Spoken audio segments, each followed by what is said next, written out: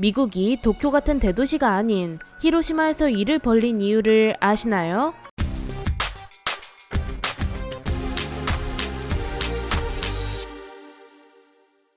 안녕하세요, 지식스토리입니다. 이번엔 미국이 도대체 왜 도쿄나 오사카, 교토와 같은 대도시들을 제쳐두고 훨씬 작은 도시인 히로시마와 나가사키에 핵폭탄을 투하했는지 알아보겠습니다.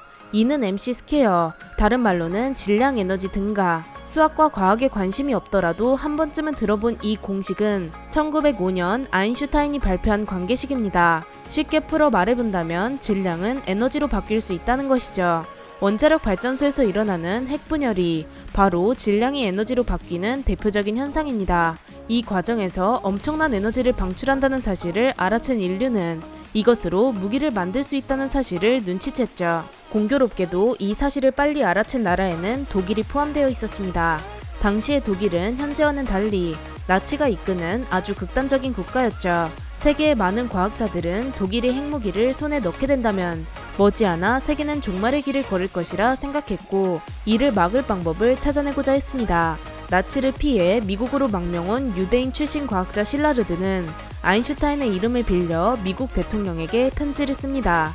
정신나간 독일이 인류 역사상 가장 강력한 무기인 원자폭탄을 개발하고 있다며 어서 미국이 원자폭탄 개발에 나서 독일보다 먼저 핵무기를 손에 넣으라는 것이었습니다. 당시 원자폭탄의 위력을 잘 몰랐던 과학자들은 원자폭탄의 위력이 대형 항구 하나를 날릴 수 있는 위력이라고 묘사했죠.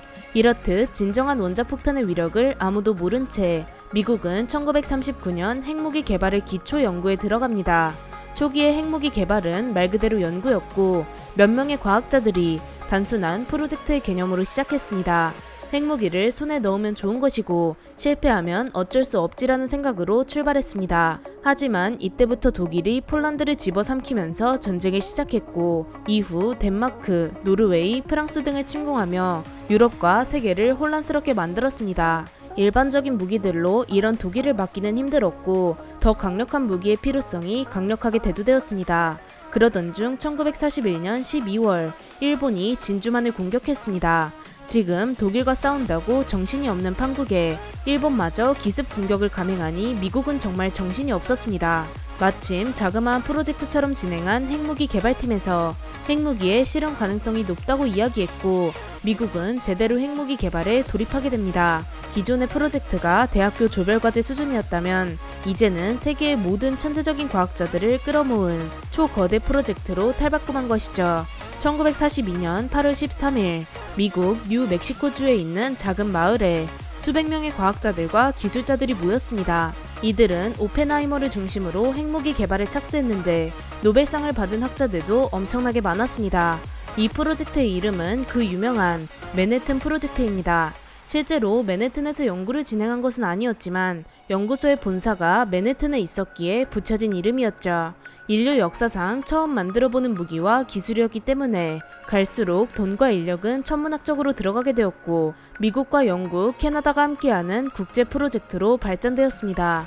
개발의 막바지에 접어들자 프로젝트에 참여 중인 각종 기술자들을 합하면 무려 13만 명이나 투입되어 하나의 핵무기를 만들었고, 자본은 현재 가치로 수십조 원에 달하는 프로젝트였습니다. 그래도 미국의 트루먼 대통령은 미국을 독일과 일본으로부터 지키기 위해 돈은 중요하지 않다고 생각했죠. 시간이 흘러 1945년 7월 16일 미국의 뉴멕시코주의 폭격 연습장에서 마침내 인류 최초의 핵폭탄이 터졌습니다. 인류 역사상 가장 강력한 무기의 탄생이었죠. 이제 우리는 모두 다 개새끼야.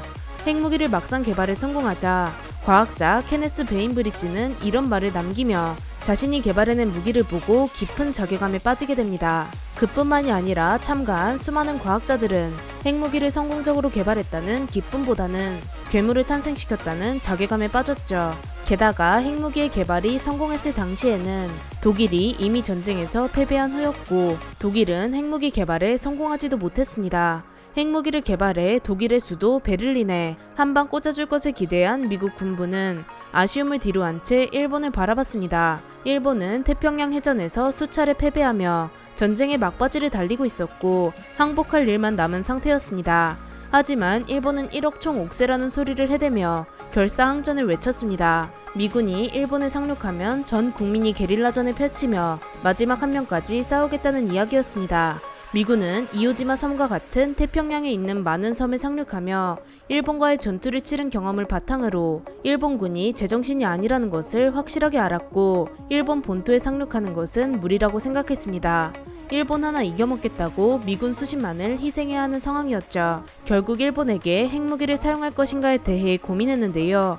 미국의 트루먼 대통령은 일본에게 마지막 기회를 주고자 무조건 항복을 외치라고 최후 통첩을 했고 당연하게도 일본은 이를 거절했습니다. 어쩔 수 없이 일본을 무너뜨리면서 미군 장병들의 목숨을 살리기 위해 핵폭탄을 투하하는 것으로 결정합니다. 미군은 기왕 핵무기를 사용하는 거 제대로 사용해야 했습니다. 지금 우리가 생각해본다면 도쿄나 오사카와 같은 일본의 거대 도시에 떨어뜨리는 선택을 했겠지만 미군은 조금 다르게 생각했습니다. 핵 공격을 감행할 도시를 선정하기 위해 여러 개의 기준을 두었는데요. 첫째, 도시의 면적이 꽤 넓어야 한다. 둘째, 원자폭탄이 투하될 때 꽤 큰 피해를 입을 수 있어야 한다. 셋째, 해당 도시가 일본의 중요 도시여야 한다. 도쿄와 같은 도시는 첫 번째와 세 번째 조건에는 해당되지만 두 번째 조건에 해당되지 않았습니다. 일본의 수도인 도쿄는 이미 너무 많은 폭격을 받아 부술 것이 남아있지 않았습니다. 당시 미국은 도쿄 대공습을 실시했는데요. 1945년 3월 9일부터 10일까지 이틀간 소위탄의 일종인 네이팜탄을 투하한 것입니다. 소위탄은 터지면서 주변에 화염을 일으키는데 대부분 목조 건물로 이루어져 있던 일본은 대량의 네이팜탄으로 모든 건물이 무너져 내렸습니다. 폭격 직전 도쿄의 인구는 무려 600만 명이었는데 폭격 이후 도쿄의 인구가 200만 명이 되었을 만큼 도시는 말 그대로 아작이 나버렸습니다. 이렇듯 핵폭탄을 떨어뜨려봤자 더 이상 부술 것이 없어 목표 도시에서 제외되었습니다. 도쿄가 제외되면서 일본의 4개의 도시가 후보에 오르는데 바로 교토, 히로시마, 니가타, 고쿠라였습니다. 이 4개의 도시 중 교토는 100만이 넘는 대도시였고 군수 공장들이 밀집해 있는 지역이었기 때문에 미국은 잠정적으로 교토를 목표지로 점찍었습니다. 하지만 여기서 헨리 스팀슨 미 국방성 장관이 반대합니다. 그는 신혼여행으로 일본의 교토를 갔었던 경험이 있었고 일본의 고유 문화가 간직되어 있는 곳이라는 이유로 일본이 전부 사라져도 교토만큼은 지켜주는 것이 예의라고 주장했습니다. 미 국방성 장관의 이야기대로 일본의 역사를 지켜주기로 했고 동시에 매우 오래된 전통 도시를 부숴버리는 것은 오히려 일본이 더욱 악에 받쳐 싸울 것이라 판단해 교토를 후보지에서 제외해버립니다. 결국 남은 3개의 도시 중에서 그나마 대도시이며 군수 산업이 발달한 히로시마와 고쿠라를 선택하게 됩니다. 1945년 8월 6일 미군은 B-29의 리틀 보이라고 불리는 원자폭탄 하나를 싣고 이륙합니다. 그리고 히로시마 상공으로 비행했죠. 그렇게 8월 6일 인류 최초의 원자폭탄이 터집니다. 항구 하나를 날릴 것이라는 과학자들의 예상을 벗어나 핵폭발은 히로시마 전체를 집어삼켰습니다. 마치 한 마리의 거대한 용을 보는 듯한 모습이었죠. 일본은 소문으로만 들어본 핵폭탄을 난생 처음 맞아보고 정신이 혼미해지게 되었습니다. 하지만 미국이 준비한 핵폭탄은 한 발이 아니었습니다. 히로시마 원폭의 충격이 가시기도 전인 3일 뒤 다시 B-29 한 기가 다른 원자폭탄인 펜맨을 싣고 이륙합니다. 펜맨은 예정대로 고쿠라를 향해 날아가고 있었는데요. 그런데 목적지 근처에 도착해보니 안개가 너무 짙고 구름이 너무 많아 목표 지점이 잘 보이지 않는 것이었습니다. 물론 핵을 떨어뜨리면 고쿠라 근처에 떨어져 피해는 입겠지만 보다 정확한 투하로 일본 군부에 충격을 주어야 했기 때문에 예정대로 고쿠라에 떨어뜨리는 것은 좋은 선택이 아니었습니다. 연료가 떨어져가는 상황이었기에 빨리 결정해야 했고 결국 B-29는 고쿠라 대신 근처의 나가사키로 향합니다. 나가사키는 애초에 4개의 후보지에 들어가지도 않았지만 우연히 고쿠라 근처에 있었고 날씨가 좋지 않았다는 이유로 핵폭탄을 맞게 됩니다. 일본 군부는 2방의 핵폭탄을 얻어맞고 전의를 상실해버렸고 절대 미국으로부터 버티는 것도 불가능하다고 판단합니다. 소위탄 정도 퍼부었을 때는 방공호에 숨으면 되지만 핵폭탄은 방공호조차 모조리 무너뜨렸기 때문이죠. 그렇게 일본은 제2차 세계대전에서 패배하고 대한민국은 광복을 맞게 되었습니다. 이는 우리나라 입장에서 절대 좋은 사건이 아닙니다. 결과적으로 일제강점기에서 벗어나긴 했지만 일본에 있던 4만 명에 달하는 우리나라 국민들이 목숨을 잃은 사건이기도 합니다.